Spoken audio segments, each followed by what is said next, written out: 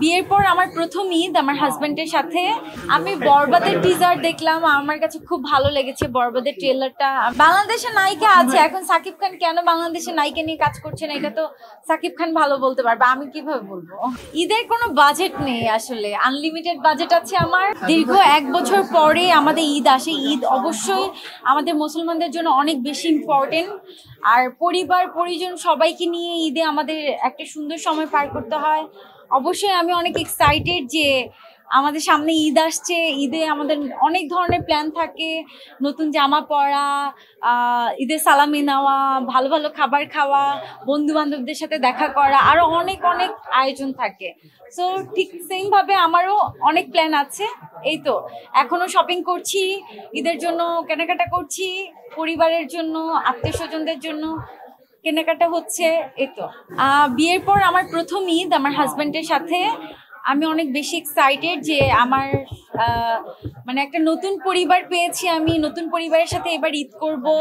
যদিও আমার কাবিন হয়েছে, এখন শ্বশুর বাড়িতে তেমন করে আমার যাওয়া আসা নেই, আমি জাস্ট বেড়াতে যাই শ্বশুর বাড়িতে। সো আমার হাজবেন্ড আমার বাসায় বেড়াতেই আসে। সো আমি এবার ঈদে বেড়াতে যাব শ্বশুর বাড়িতে, শাশুড়ি হাতে রান্না খাবো।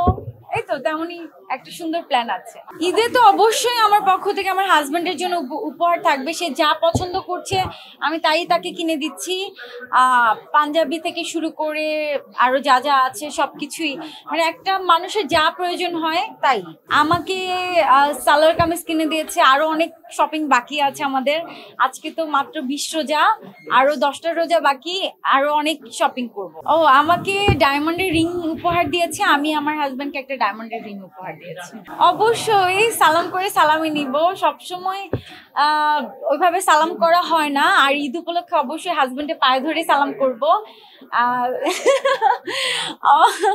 সালাম আমি পায়ে ধরে না করলেও আমাকে সালামি দিবে, তারপরেও আমি পায়ে ধরে সালাম করবো। অবশ্যই সালোয়ার কামিজ পরবো, চারারা ঘাড়া এই টাইপেরই কিছু কিনবো। শাড়ি আমি খুবই অকেশনালি পরি, ঈদে শাড়ি পরবো না, যেহেতু বাসায় আমার অনেক কাজ আছে, বাসায় অনেক মেহমানরা আসবে। সো বাসার বাইরে যখন যাব তখন শাড়ি বা লেহেঙ্গা এরকম। ঈদে আমার একটা নতুন ছবি রিলিজ হওয়ার কথা ছিল, ব্যাচেলার ইন ট্রিপ। আমি দেখলাম যে অনেক সোশ্যাল মিডিয়ায় অনেক নিউজ টিউজ হয়েছে, আমি জানি না আদৌ ছবিটা রিলিজ হবে কি হবে না, কারণ এটা হচ্ছে সম্পূর্ণ প্রডিউসার ডিরেক্টরদের ব্যাপার। সেই সাথে আমার কিছু টক শো আসছে, ঈদের কিছু স্পেশাল গেম শো আসছে, নাচের অনুষ্ঠান আসছে। আমি বরবাদের টিজার দেখলাম, আমার কাছে খুব ভালো লেগেছে বরবাদের ট্রেলারটা, আমি ফ্যান হয়ে গেছি বরবাদের। অবশ্যই বরবাদ রিলিজ হলে আমি আমার হাজবেন্ডকে নিয়ে হলে গিয়ে ছবিটা দেখবো। ঈদে আমাদের প্ল্যান আছে দেশের বাইরে কোথাও ঘুরতে যাওয়ার। আপনারা অনেকেই জানেন আমার বিয়ের পর আমরা হানিমুনেও কোথাও যাইনি। সো তেমন একটি প্ল্যান আছে, যদি আমাদের ভিসা সংক্রান্ত কোনো ঝামেলা না থাকে আমরা ঈদে চেষ্টা করবো দেশের বাইরে কোথাও যাওয়ার। ঈদের পরে না, স্যানজেন ভিসার জন্য অ্যাপ্লাই করেছিলাম, স্যানজেন ভিসা হতে অনেক টাইম লাগবে, আর এই জন্য স্যানজেন ভিসা এখন আমরা পাইনি। সম্ভবত মালয়েশিয়া, সিঙ্গাপুর এরকম কিছু একটা প্ল্যান আছে।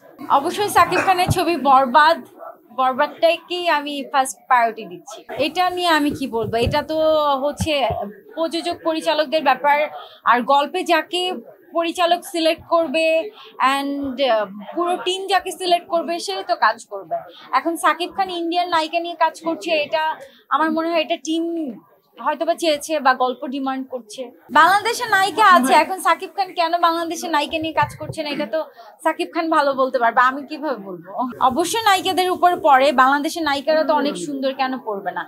সাকিব খান বাংলাদেশের সব নায়িকাকে নিয়েই তো কাজ করেছে, যেমন আমার জীবনে প্রথম ছবি তো আমি সাকিব ভাইয়ের সাথে করেছি, হিটম্যান, যেটা। সো আমার মনে হয় যে ট্রেন্ডিং চেঞ্জ হচ্ছে, তো এই জন্য হয়তো বা ইন্ডিয়ান নায়িকা নিয়ে কাজ করছে, আবার কিছুদিন পরে হয়তো বাংলাদেশের নায়িকা নিয়ে কাজ করবে। আপনারা ভালো বলতে পারবেন বাংলাদেশের নায়িকাদের কি কোনো ঘাটতি আছে, আপনি বলেন। নায়িকারা কি কম সুন্দর? অবশ্যই সুন্দরী, কিন্তু ঘাটতি না ঘাটতি এটা কোনো বিষয় না। আমার কাছে মনে হয় হয়তো বা স্ক্রিপ্টে ডিমান্ড করে বা পরিচালক প্রযোজকরা ডিমান্ড করে, সেই জন্য। ঈদের কোনো বাজেট নেই আসলে, আনলিমিটেড বাজেট আছে আমার। আমি যা পছন্দ করছি, আমার যা ইচ্ছে হয় আমি তাই কিনছি। আসলে ঈদ বছরে একবার আসে, কোনো বাজেট রেখে আমার মনে হয় না কেনাকাটা করা হয় আমার আমার কখনোই করা হয় না।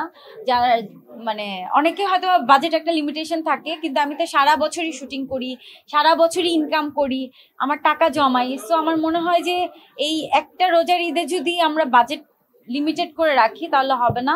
আমার যা ভালো লাগছে আমি কিনছি, যা মন চাই আমি শপিং করছি, আত্মীয় স্বজনদের জন্য কেনাকাটা করছি। সবাইকে ঈদের অনেক অনেক শুভেচ্ছা, ঈদ মোবারক।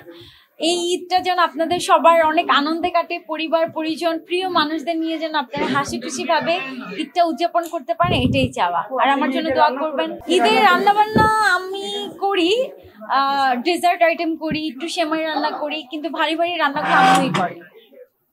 ঈদের রান্না করে নিজে কিচ্ছু খাওয়া হয় না, সবাই মানে সবার জন্যই রান্না করা হয়। আত্মীয় স্বজন, ফ্যামিলি, বন্ধু বান্ধব সবাই আসে বাসায়, তাদের জন্য রান্না করা হয়।